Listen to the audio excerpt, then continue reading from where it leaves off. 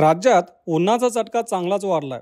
राज्यातील बहुतांशी भागांमध्ये कमाल आणि किमान तापमानाचा पारा चांगलाच वाढलाय, तर दुपारी कमाल तापमान हे असह्य होत आहे। सकाळी हवेतील गारवाही अनेक ठिकाणी कमी झालाय, तर पुढील 5 दिवस राज्यातील हवामान कोरडे राहील असा अंदाज हवामान विभागाने दिलाय। राज्यातील काही भागात सध्या सकाळी काहीसा गारवा जाणवत असला तरी किमान तापमानात देखील वाढ झाली आहे।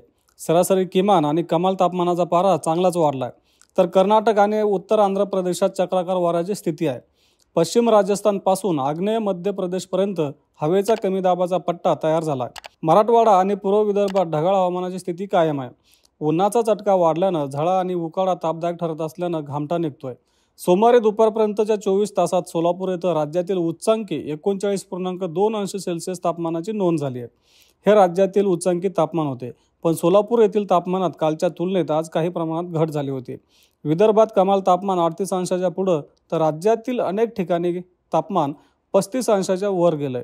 पुढील 5 दिवस उन्हाचा चटका कायम राहील, तसंच हवामान कोरडे राहील असा अंदाज हवामान विभागाने दिलाय।